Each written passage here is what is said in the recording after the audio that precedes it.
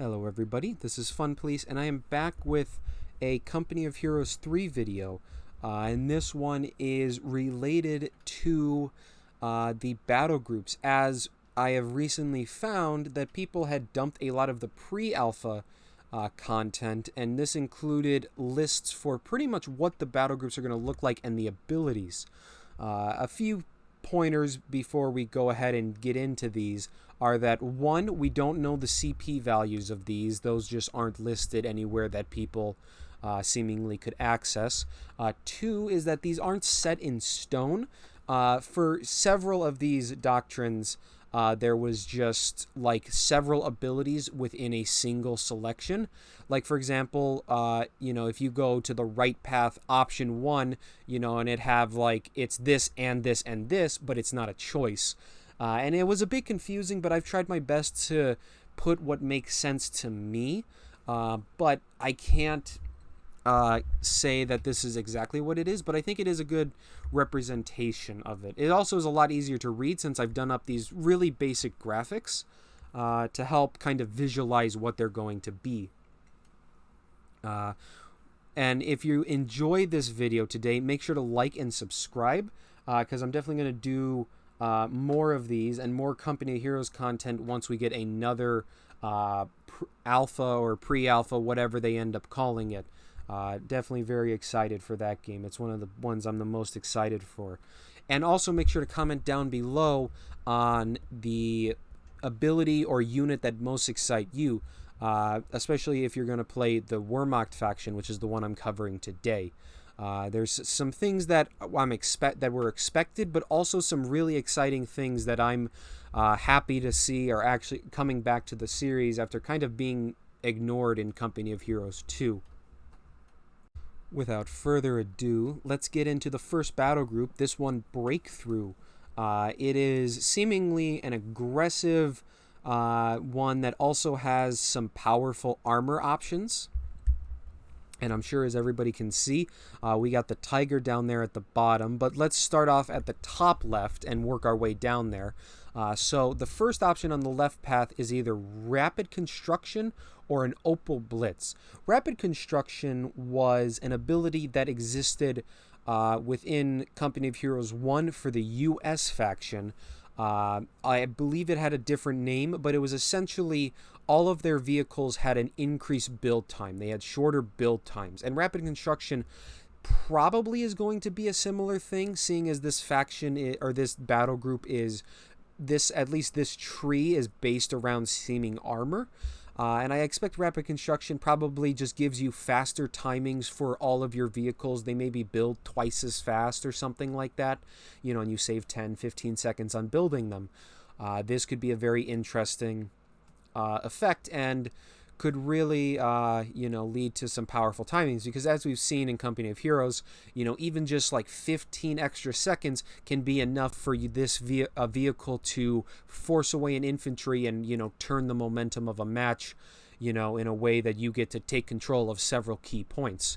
On the other side, though, we have the Opal Blitz. Now, the Opal Blitz, it's hard to say exactly what this could be. This could either just be an extremely cheap vehicle that you can use to quickly move around infantry units in, or it could also be similar to the Opal Blitz in Company of Heroes 2, where it was a vehicle you set up on a point and it doubled the resources, essentially acting like a advanced version of the cache system. And that does make sense kind of in this, as it seems you're wanting to make a lot of armor, so I could see it either way, but we'll definitely just have to see whenever the battle groups actually come to exist. Then we move down a tier to another choice, either Blitzkrieg or the Command Panzer IV. So Blitzkrieg was an ability we've seen quite a lot in the Company of Heroes series. For those that don't remember, it was an ability that, when activated, allowed vehicles to move at an increased speed while it was active. It was essentially like a turbo button. And I probably expect it to just be the same thing as that. You're just going to press that button and your vehicles will be able to more quickly get out of situations or more effectively dive onto enemy units. I think it's relatively straightforward. And then on the other side, also, the Command Panzer IV does a similar thing, as the Command Panzer IV was another unit we've seen in Company of Heroes 2. It gave passive buffs to nearby units, but was not the strongest combat-wise.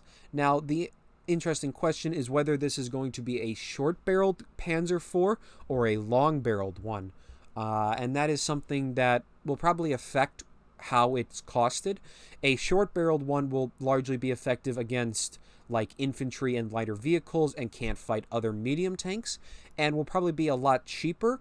But this could also be a long-barreled Panzer IV, and it might just be like a Panzer IV with extra effects. And that could probably make it sort of like a super Panzer IV in some ways. And it'll probably cost more. And it's impossible to tell as there's no like designation of what type of Panzer IV this is. And seeing as it's in Italy, I could see it going either way. So we'll definitely have to see. And then obviously at the bottom you have the Tiger. And this one's going to be the probably one of the biggest draws of Breakthrough. As the Tiger is just going to seemingly be a very powerful unit. Obviously, the fact that it has relatively thick armor, very thick armor, I should say, for this time frame, and also a powerful 88 on it, is going to make it probably one of the best late-game units. And it is notable that due to side armor, the Tiger should actually be even more beneficial, because unlike something such as the Panther, which we will see in a minute, but the Panther is going to have a weak side armor, which makes it weak to flanks. The Tiger doesn't really have that, and he has reasonable side armor, which is going to make it probably a very effective breakthrough tool, because you can actively push into enemy lines and not worry about something getting on your side and actually being able to penetrate it, at least reliably. So, definitely going to be probably one of the standout things of it. Moving to the other side, this seems to be the more infantry-based one and sets you up for a more aggressive set. Assault Grenadiers, your first choice, or not even your choice, just the first thing to get, could probably end up being like the Assault Grenadiers seen in Company of Heroes 2. They're probably going to be armed with a large amount of MP40s, but we will have to see if they're going to have scaling or if they're going to be an only early game unit. I'm going to say that they might be not as powerful as Assault Grenadiers starting out, but they're going to have upgrades that are going to make them more effective long term, and these will serve as a replacement to the standard Grenadier. Notably, I think they may have the ability to upgrade maybe something like an STG, or maybe they have very good vet scaling, so Assault Grenadiers can be effective even late into the game. And I'll talk about why I think that in a moment once we get a little farther down. Moving to the second set of choices, or the second set with the choices of Breakthrough or the Smoke Bombing Run. Breakthrough was another ability we saw. This was an ability that you could activate, and essentially it would in some way allow you to faster, like double your decap rate or double your capture rate or some other modifier. We've seen a lot of effects like this, so it's impossible to tell which one this is going to be or how it's going to end up, but I would expect probably Breakthrough is going to be something about very rapidly decapping enemy points. Which could be quite effective, obviously, as you break through. You use your Tigers and your Assault Grenadiers to make an opening, and then you hit the breakthrough button, and then your Assault Grenadiers, instantly, just decap 3 to 4 points, denying the enemy, maybe hitting their cutoff, or just overall, knocking them out of contention for a lot of territory. The other option is a smoke bombing run. This is relatively straightforward. Your Stuka is going to probably fly in, and it's going to drop a line of smoke. Good for covering break advances, as your troops could quickly run up through the smoke and get right on top of, say, an AT gun or something similar to that without much problem. And then we get to the bottom option, which either has the assault group or the incendiary bombing run. The assault group is the reason I actually think assault grenadiers might have some amount of scaling or might be useful beyond the early game, because we don't know what the contents of this are. My guess is that this is going to be an assault grenadier, maybe in a half track, and then some sort of tank, maybe a Panzer IV, maybe like a Stug 3. It's hard to say, but that would be my prediction for what this kind of is. This was, we've seen, at least in the preview, that there are going to be call-ins that are going to be, like 1,000 manpower, and you're going to have 3 to 4 units come in. And I fully expect the assault group will probably be something like that. On the other hand, we also have the incendiary bombing run, which is a lot more straightforward and easy to understand. Stuka is going to come in and it's going to drop incendiary bombs, and then anything dumb enough to be standing there is going to burn. Not anything really, to explain there. But with that said, Breakthrough definitely seems like a good overall doctrine. It seemingly has that nice aggressive start. It's got the late game in the Tiger and the Assault Group and the Command Panzer IV. It's got a variety of extra abilities like Blitzkrieg and smoke runs and incendiary runs. Rapid construction seems like it's going to be probably useful to get your tanks out and have better timings, which can allow you to maybe keep the pressure up better. And overall, seems like a well-rounded doctrine. But let's move on to the next doctrine, or battle group, I mean. Moving on to the second battle group, we have the Mechanized battle group. Now, as we see with this one had a bit more of a less than easy to understand one, and I will note that notably on the left side it is quite confusing. I kind of had to guess in essence to really put together what this meant. This was one of the least finished German ones, but regardless, let's talk about that left side. So to start off, cables. Yeah, I put question marks next to this intentionally because I don't know what this could even be. My thoughts are, based on this being some sort of like artillery branch, you might be able to like lay wires to set up like off-map artillery maybe, or it could be like, say, the radio net from like the US in Company Heroes 2, where if you have multiple tanks together they get like bonus fire rate. But really, I just have no idea. Again, if you have any ideas on this, leave a comment down below. But beyond that, the other side is Raid. Now, Raid was an effect we saw in Company Heroes 2. I believe this gave you just like a passive like 1.5 decap and capture rate, compared to like Breakthrough, which I think was like two times or 3 times the decap rate, and that was it. I'm probably misremembering them. There's a lot of them. But this is essentially going to be like a different version of that, I believe. Just having different bonuses. Not much else to say otherwise. Then we got Signal Relay.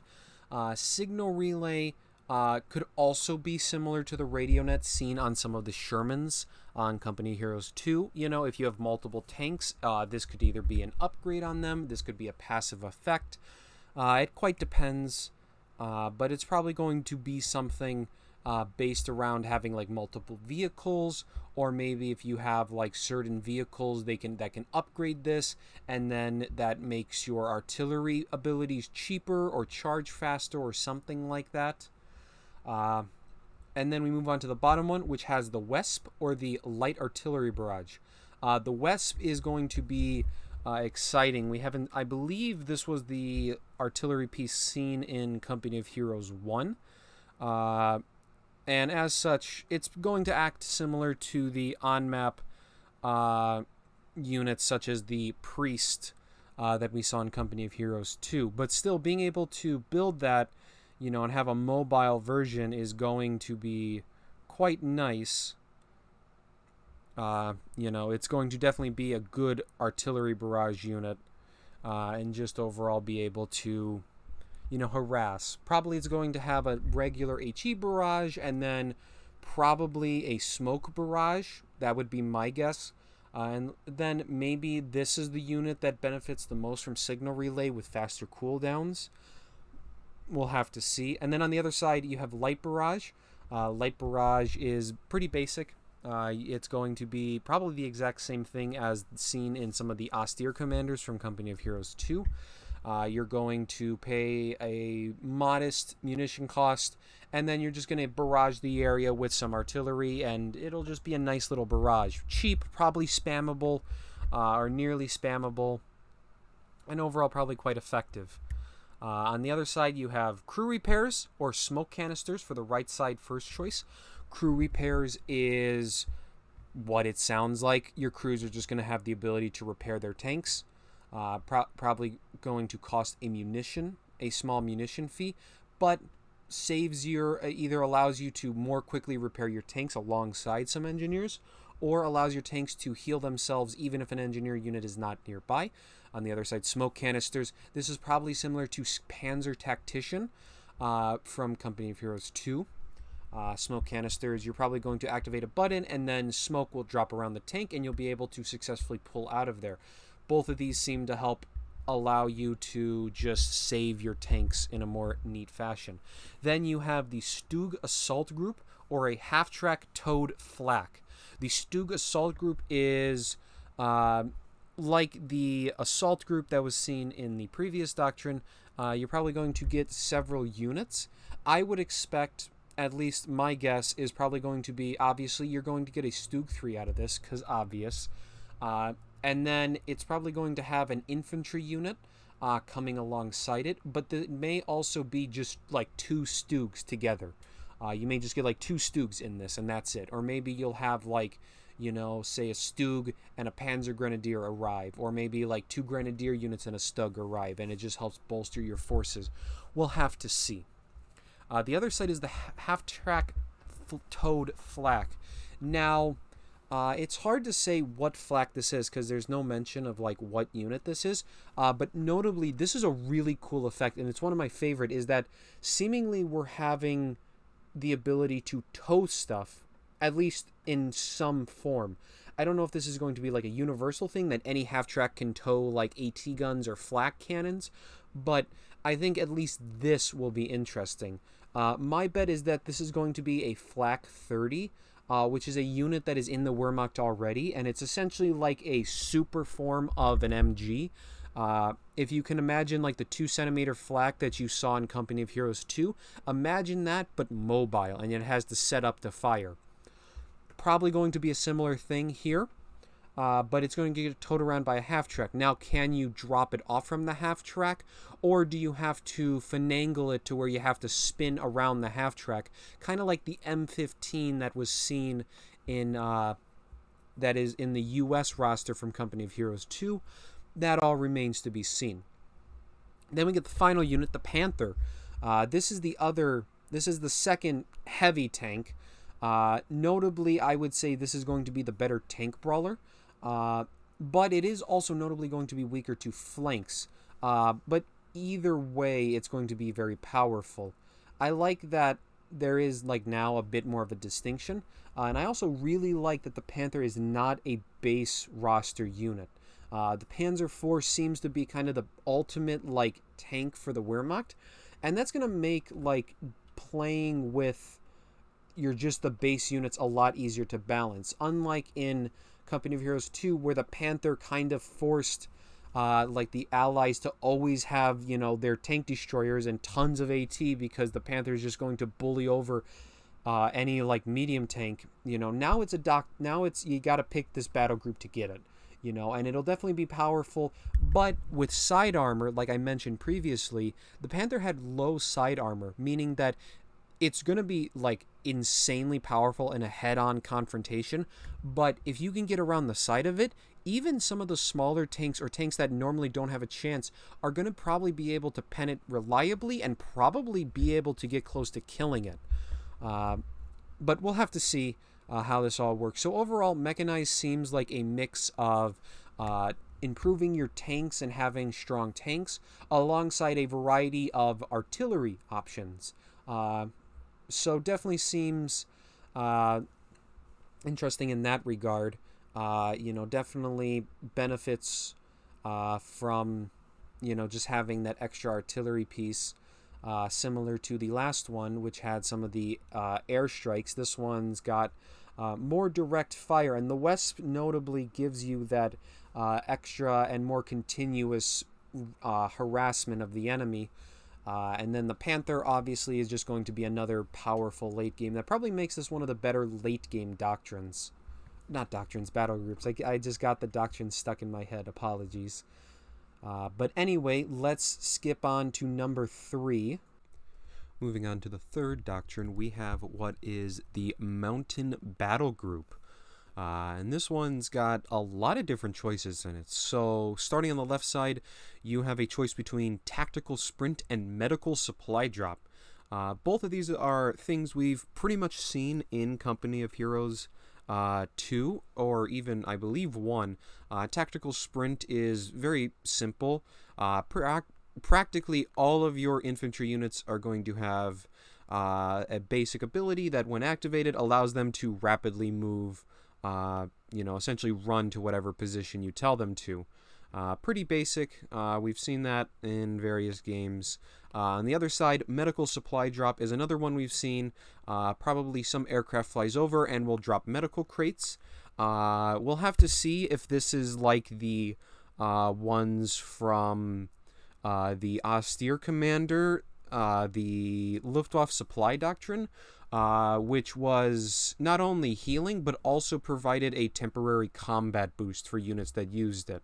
We'll have to see if that has it, or maybe it's just the medical drop and it's super cheap and easy to use as healing. We'll have to see. Beyond that, you have, moving down to Mountain Senses or a Flashlight Bomb. So Mountain Senses is an interesting one. My guess is this is somehow going to relate to allowing your units to perform better against heights. Maybe they can just see up heights like they normally would, and they don't have they don't get their line of sight blocked. That could be something. Could also be something related to, like, if the enemy has a high ground position, you have a bonus against them, so it's not as hard to fight into a hilltop. That could be something. And then on the other side, flashlight bombs. It's a bit hard to say what these are, because there's not really a thing that was so in real life, the flashlight bomb was essentially like a bomb that was dropped from a plane, and then it would land and essentially illuminate the area, making it easier for other bombers. So this could be like a flare ability, but it also could just be like a weirdly named flash grenade, like a stun grenade, kind of similar to how what we saw in Company of Heroes 2. So the flashlight bombs could be that also. We don't have a lot of air support, so I don't know if having an ability to drop a big flare would do much, but maybe that's what it is.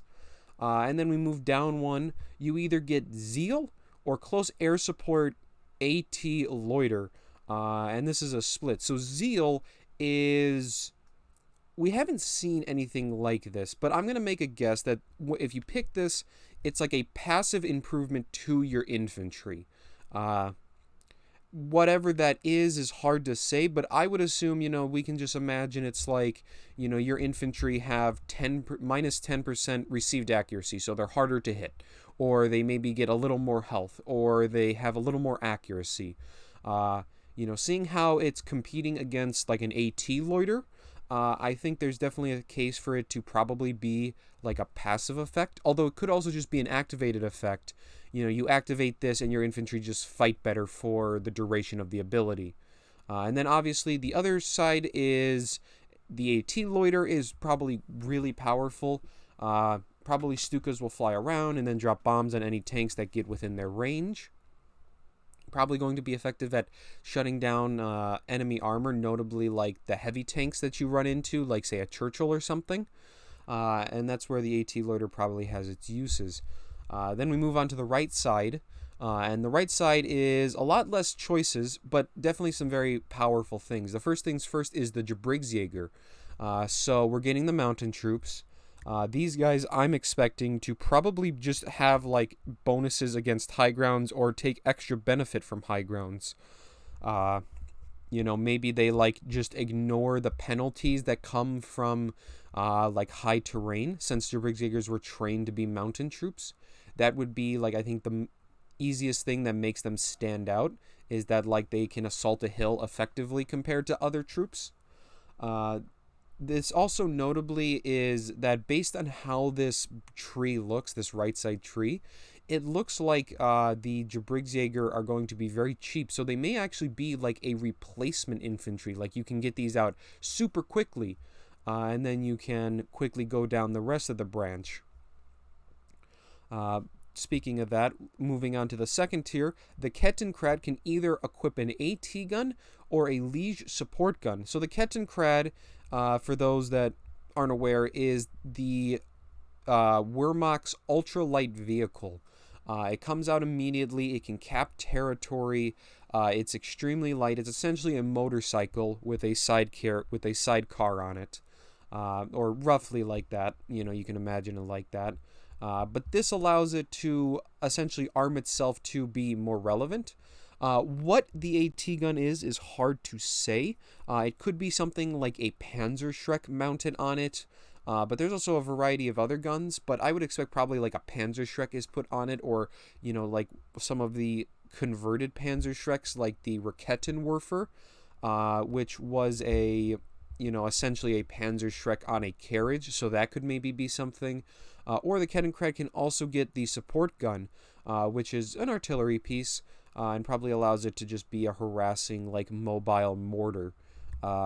So both of these are also very quick to get out, probably coming out around the light vehicle phase is when you're able to pick these. And you can essentially adapt the Kettenkrad to be what you need it to be.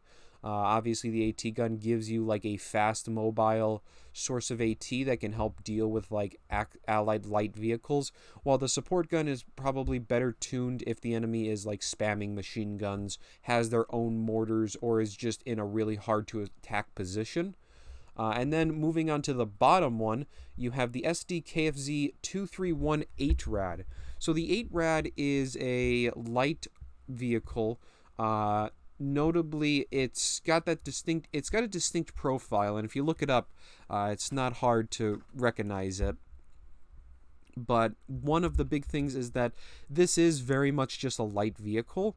Notably, it's got a 2-centimeter cannon on it, and is probably going to be very similar to like a 222 from Company of Heroes 2, or even Company of Heroes 1. And serves as probably a light vehicle, because as I noticed, if you look at kind of the roster of the Wehrmacht, they actually have like a significant gap in their light vehicles if they don't do a really expensive side tech. Their 221, which is their normal light vehicle, requires a 200 manpower, 35 fuel side tech just for that. And if you don't do that, your only other option for a light vehicle until you get like to your tier 3 is essentially a half track. And the half track's not exactly going to be like the most effective thing. So the 8-Rad is potentially allowing you to field an actual light vehicle, which is probably going to be a lot more impactful than what it looks like. But otherwise, that is the Mountain Battle Group. So there's definitely a lot of questions I have about some of this stuff. Several of the abilities are, just complete guesses as to what they are. It definitely seems like it is built in a way that is all about like essentially trying to negate terrain as much as possible. You got the Jabriggsjäger, which are probably negating that. Tactical sprint can let you get up hills real quick. Mountain senses probably has something to do with high terrain. You also have a variety of support tools like supply drops, and flashlight bombs, whatever those may be.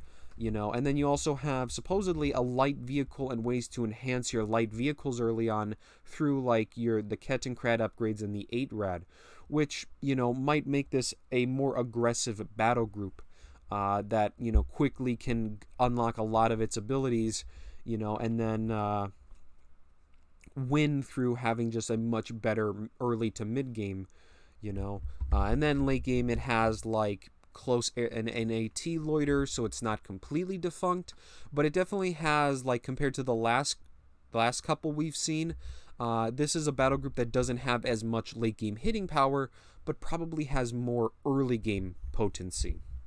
But otherwise, we're going on to number 4 now. And number 4 is the Coastal Defense Battle Group. So I'm going to say, before we dive too deep into this, I believe this is going to be where we see all of the Italian units for the Wehrmacht, or at least the large majority of them. Obviously, if you look on the left side, you're going to see several Italian vehicles, but I think also this is where a lot of the Italian stuff for the Wehrmacht will be. So let's start on that left side with Coastal Reserves. So Coastal Reserve is a very, I think, obvious design. Essentially, Coastal Reserve is going to be a call-in that allows you to bring in Italian squads. Now, what these infantry are going to have and what they're going to use is very debatable. Like, we just don't know. Obviously, I think it's going to be Italian weapons, so we can make guesses on that, but we don't know their actual performance. If I had to take a guess, I would consider them to probably end up similar to Ostruppen, probably like a cheap but overall weaker combat squad.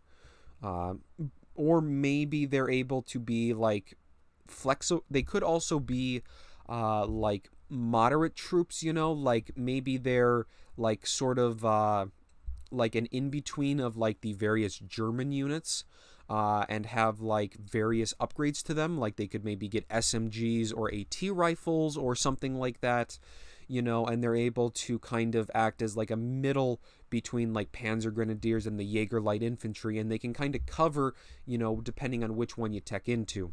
That might also be something. Then we move on to the officer. So we don't know exactly what this officer does per se. And there's just a lot of options. This could be like an officer that improves infantry, kind of like the Strum officer that was seen in OKW, which, had various abilities that could, be used to like force enemy squads to retreat or mark enemy squads or make it so friendly infantry are better. It could be similar to that, or which is also like the NKVD officer that was seen in Company of Heroes 2. It could also be like an artillery officer or a Luftwaffe officer, probably not the last one, but they could have like abilities that allow them to call in like mortar barrages or various things like that.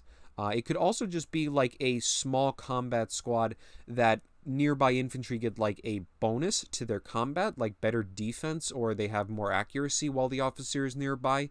Then that could be the combination of using your Coastal Reserves with an officer, and you essentially can toughen them up to the point that they're, able to act like really solid frontline troops.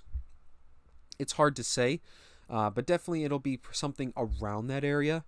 And then we move on to the bottom, which has an L640, or you can choose the Sevmon Vente 7518. I know I just butchered that. Apologies. I don't speak Italian.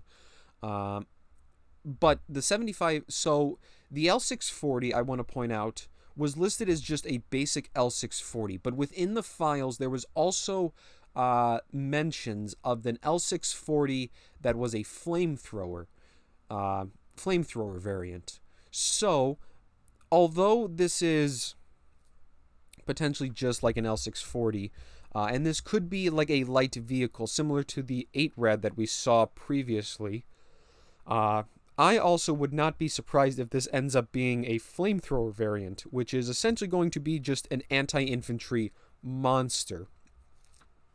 The 7-month, or I'm not even going to pronounce that. The 7518, on the other hand, was essentially like a Stug 3E, like a short-barreled Stug in a way, and probably serves as a role similar to that.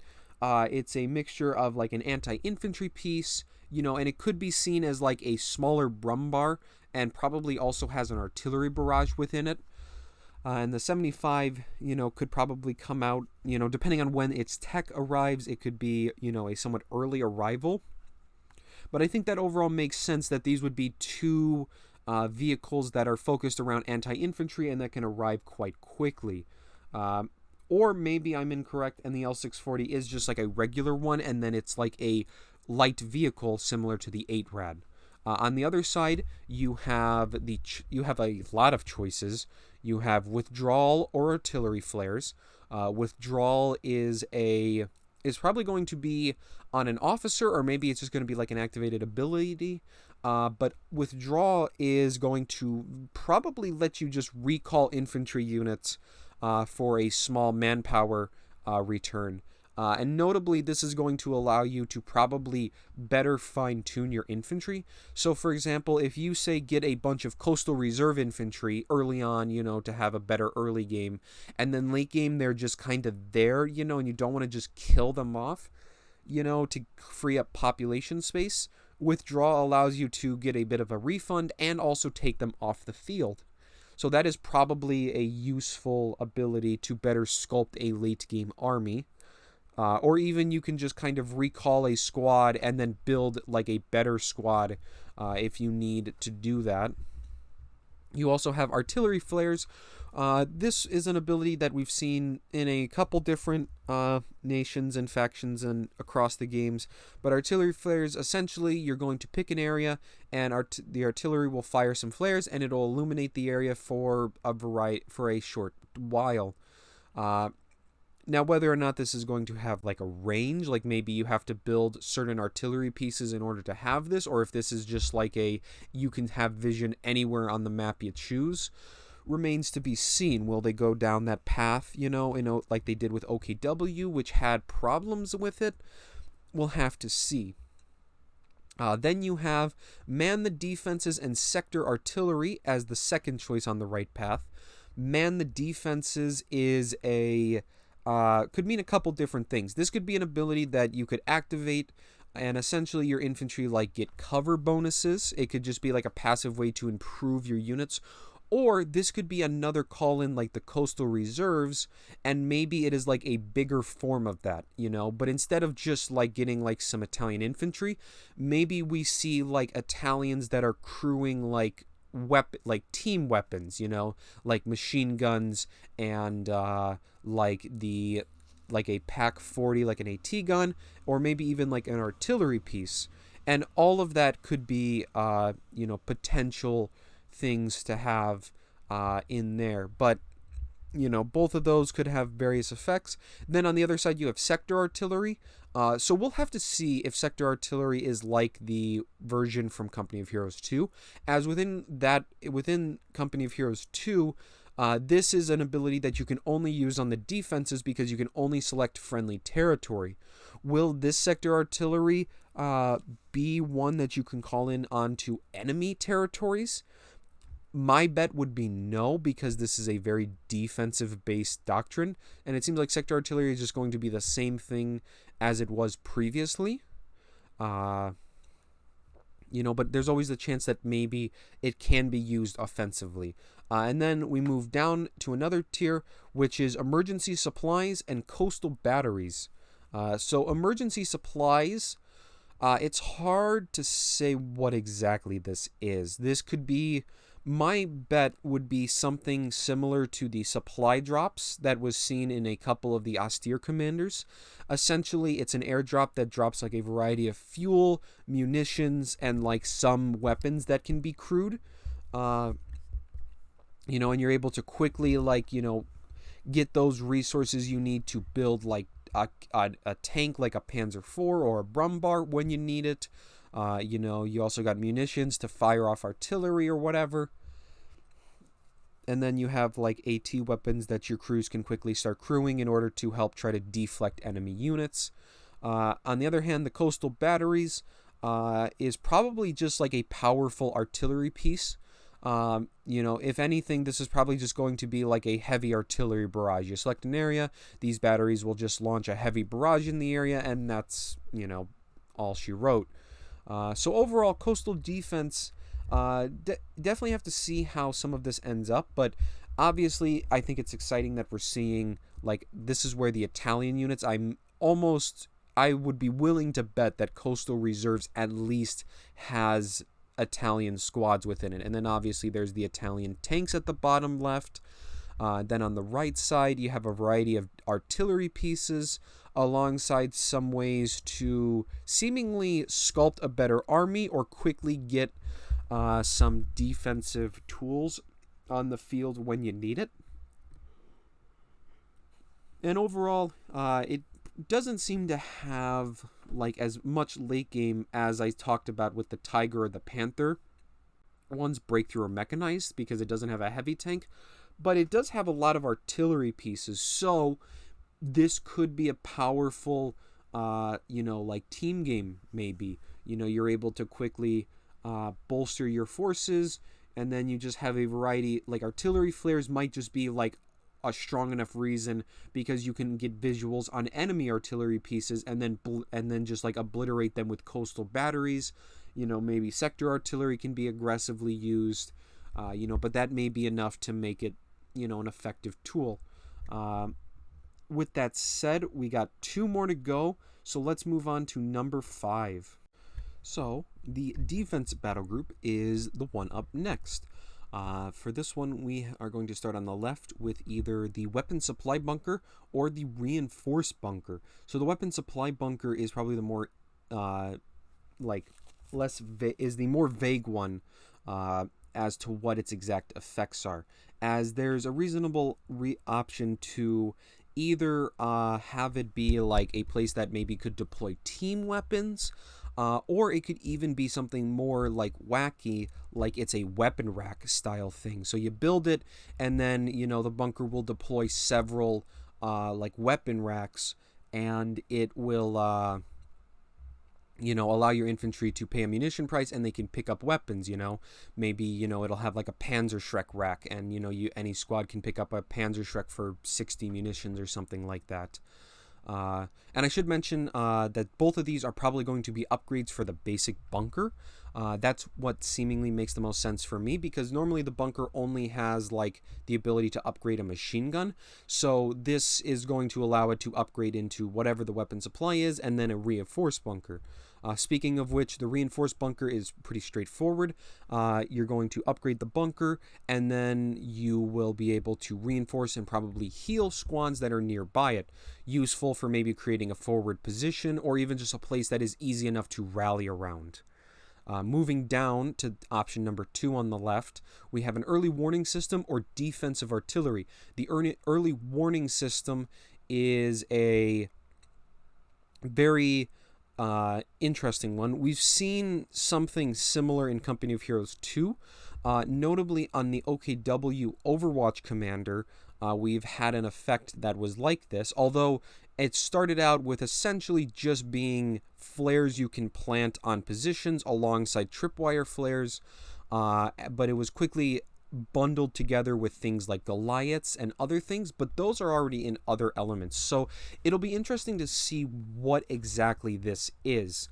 I would bet that you can probably just plant the flares still.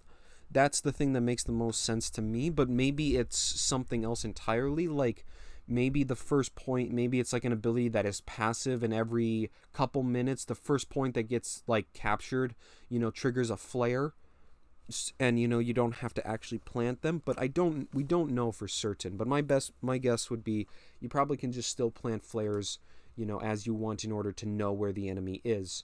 On the other hand, you have defensive artillery. So this is definitely going to be an artillery piece that you can only fire in friendly territory. It's probably going to be very powerful for the cost, but again, by only being able to use it in your territory, you have to use it when the enemy's attacking, which is what this doctrine is very much built for. You take ground, and then you're going to very much have to simply, defend. But defensive artillery is, definitely something very similar to sector artillery that we saw in Company of Heroes 2, which, if just winding back for a little bit, that's why I think within the Mountain Doctrine, that sector artillery is not going to be only for friendly territory, since defensive artillery, I think, is going to have that role.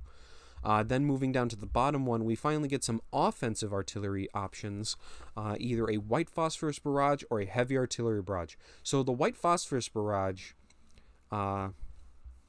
is going to essentially just be like an area denial barrage. If we look back to like the incendiary barrage from Company of Heroes 2, or even just the white phosphorus that the US faction had, this is going to drop several smoke shells that will block line of sight, and anything standing within it is going to slowly take damage or even die. It's essentially burning smoke. So white phosphorus is, I think, very likely going to be a very useful tool to help dislodge enemy team weapons or infantry from strong positions. Meanwhile, the heavy artillery barrage is probably just going to be a stupid strong artillery thing. Very expensive, but probably just nukes various artillery pieces. Moving on to the other side, we have the Festung Pioneers as the first option. So this is a Pioneer replacement. My guess is that the Festung Pioneers are going to have a variety of extra buildables that they can construct. Maybe they can, for example, build a sandbag wall, or maybe they'll be able to dig trenches or build reinforced bunkers or something similar to that manner. Festung, for those that do not know, means fortress. So these engineers are probably going to be four-man squads that are mainly meant to allow you to make bigger, better defensive lines. They'll otherwise act probably like engineers the same, being able to repair vehicles and whatnot, but I do think they'll probably have a menu of extra buildables that only they will have access to compared to the regular Pioneers. Moving down, we have a choice: the SD KFZ-9 recovery vehicle or a flak half-track. So the SD KFZ-9 recovery vehicle, we haven't seen a lot of recovery vehicles within Company of Heroes. The main ones that we're seeing were in Company of Heroes 1, namely the Burj Tiger was one of them. Now, will the SDKFZ-9 be similar to that? For those that don't know, the Burj Tiger was able to repair wrecks into fully functional vehicles, but it had to pay I believe 60 fuel. It was a relatively high cost. I don't remember it off the top of my head, but maybe this is similar to it, based on it being a recovery vehicle, and that does have a big benefit. Being able to pay only 60 fuel to get your Panzer IV back if it got dived on and got killed, that could be quite powerful. However, it could also be something else we just don't know about. Maybe it's just a salvage vehicle and you can just salvage wrecks for certain amounts of munitions and fuel, and that might be something. But I would lean towards probably the first option. But that also means that if it's able to recover vehicles, it also pretty much serves no purpose early game. It probably won't even have a weapon on it. Maybe it'll have a machine gun, but it probably will be a really crappy one, if anything. The other side is the flak half-track, which is a much more powerful light vehicle. So this is, I'm going to bet, similar to the OKW flak half-track. It's going to have a 2-centimeter gun on the back of it, and it's going to have to stop to fire, but that fire will suppress infantry and be relatively high damage. That vehicle was relatively common, and I expect it to be like that. And this will probably serve as a potent light vehicle. As I talked about before, the Wehrmacht does not have a lot of options for a light vehicle outside of its doctrine, so the flank half-track probably helps fill that niche very usefully, and then it also transitions late game into an anti-air piece, which keeps it useful, unlike say some of the other light vehicles, which probably hit a wall whenever medium tanks start rolling out. So the flank half-track probably has that nice usage. And then we get to the final option, which is the Nashorn. So the Nashorn is essentially, it was a Panzer IV chassis that had an 88 put on it. It's an open top and it's very fragile, but it's probably going to be the heavy tank destroyer of the Wehrmacht. It's not going to be a brawler in any sense. Its armor was extremely weak, and pretty much anything that gets on top of the Nashorn gets around this flank of it probably is going to be able to kill it.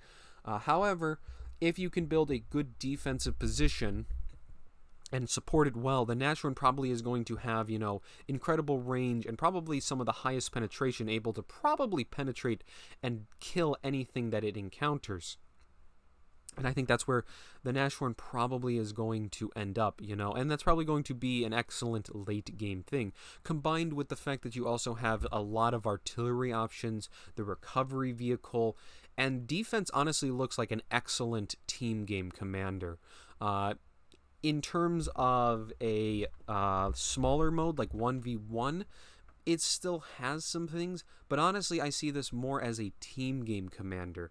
You have the tank destroyer in the Nashorn, you have several artillery barrages, you can recover vehicles to save on manpower. You have your Festungrens, which are probably going to be able to lay down like minefields and extra defenses. You have stuff like the reinforced bunker to create a forward retreat point.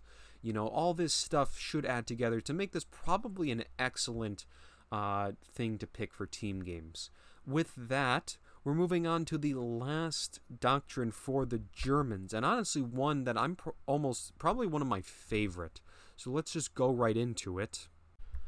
So this is the Luftwaffe battle group. This is the final battle group, and is one that has obviously a lot of stuff relating to air. So let's start on this left pass first. So we have the Fallschirmjäger Pioneers. The Fallschirmjäger Pioneers are another replacement for the standard Pioneers. It's hard to say what exactly these are going to do. Unlike the Festung-Grenadiers, will they just be the ones building various emplacements that are further down this tree? My bet is yes, but I'm also willing to bet that these might be a bit more of a combat engineer at the same time. These may be like a 5-man squad that is able to actually kind of fight enemy infantry, unlike most other Pioneers, which maybe that's going to make them stand out. But they may also just be like a replacement engineer that, builds the various emplacements, or maybe they have to build the structure to allow like airstrikes to happen or something like that. If we move down, we can quickly see that they do have a flak emplacement below the Fallschirmjäger Pioneers. And there's also the weapon drop. So the weapon drop is probably going to be an airdrop for team weapons. You'll probably get like machine guns, AT guns, maybe you can drop Panzerschrecks and handheld machine guns, and those could all function in various ways. It's a bit vague, but it'll be something like that. And then you have the flak emplacement. So the flak emplacement is probably going to be very similar to that seen in Company of Heroes 2 in OKW. It'll be a 360. It'll be a little 2-centimeter flak piece behind some sandbags. It'll probably be relatively cheap, but is very effective at shutting down an area to infantry and light vehicles, and also acting as anti-air later on. Probably going to be effective, in that early game, or late game, will serve as a cheaper way to get anti-air than probably like going for an Ostwind or something like that. Or not the Ostwind, the Wirbelwind, my apologies. The Wirbelwind, the Ostwind's the one in Company of Heroes 2. But then we move on to the final piece, and that has the 88mm AT gun. Guys, I believe this is the flak. I think we finally, after not having it in Company of Heroes 2, the flak 88 is back. Definitely fits well within the Luftwaffe. It is at least an AT gun, so it's going to be a very heavy AT gun, probably able to just decimate any vehicle the Allies can throw at it. However, there is one thing I will point out, is that I don't know if this will be able to shoot at aircraft. The 88 was mainly meant to shut down high-range aircraft and not like low-flying bombers. Maybe the 88 can do that. Maybe the flak can still do that. But I could also see it to where it's only for AT. But either way, that is, I would be willing to bet that is very much the flak gun. Uh, Otherwise, we move on to the right side. So you have either the recon run or the loiter mark target. So recon run is going to be very simple. You're going to have a Stuka come in, it'll fly over the map and reveal anything within a set area. Very simple, very basic.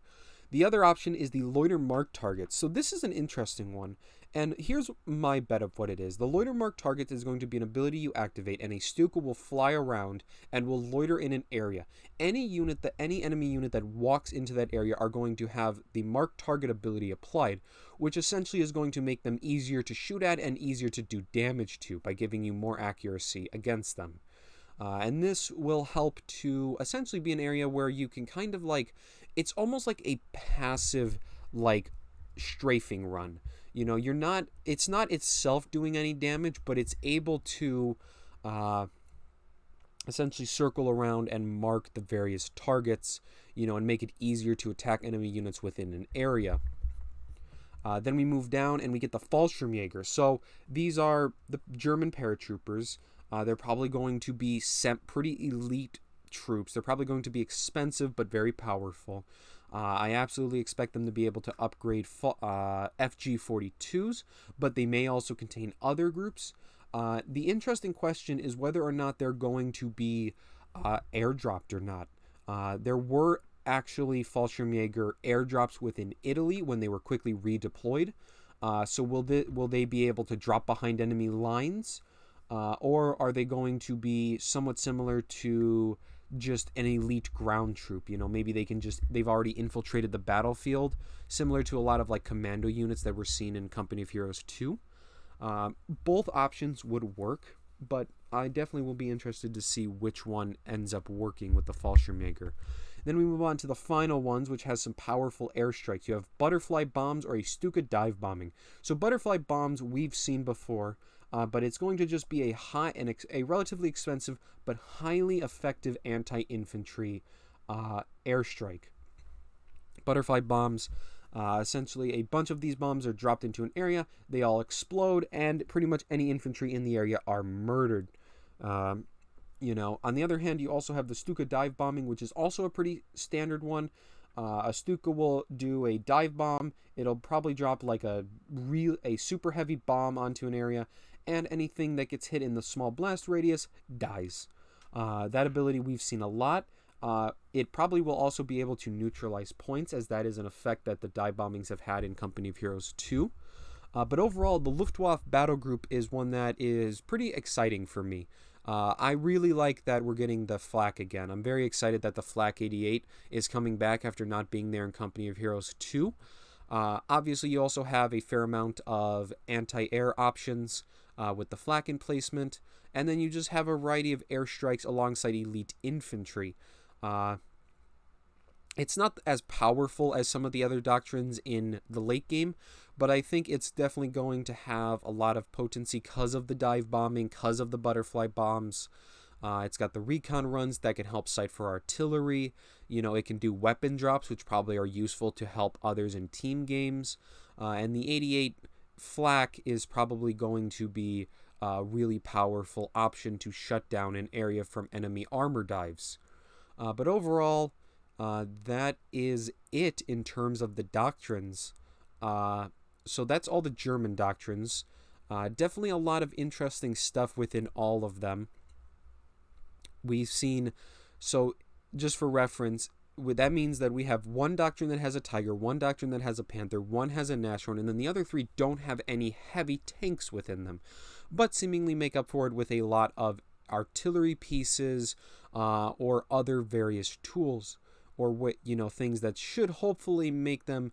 One of the things I really like, I should say, is that I really like that every battle group seems like it's intended to work in most game modes. Obviously, some are going to be better at things than others, but I like that every doctrine has either a heavy tank or some sort of indirect artillery off map. They have some heavy anti-tank piece. You know, they all seem to have and bring something to the table no matter what mode you bring them to.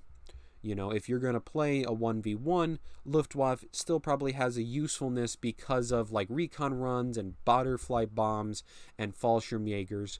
You know, but if you're going into a team game, the Flak 88, the weapon drops, the dive bombings, the recon run, like those will be more effective there. You know, and that goes true for pretty much all the other ones. It's something I'm excited about, and I hope that like it's balanced in that way, that like every battle group has a purpose and like it isn't just completely outclassed and only useful in one mode, because that was something that kind of happened with commanders in Company of Heroes 2, where, you know, essentially some commanders are only good in this mode, and if you take them into other modes it's a bad idea. I hope that's avoided, and I have hope that based on what we've seen so far, that is the case. If you've liked this video, make sure to, again, like and subscribe, because I'm going to be doing the US and British ones in the future. I've already got those set up, and I'm going to work on those and finish them up. They're not as complete as the German one, so we will definitely have to see what ends up coming of them. But otherwise, I want to thank you so much for watching. Comment down below what unit or ability has you most excited? Which of these 6 battle groups is the most exciting for you? For me, it's either got to be the Luftwaffe or coastal defense, because I'm excited for the Italian troops. But otherwise, thank you so much for watching, and have a good day.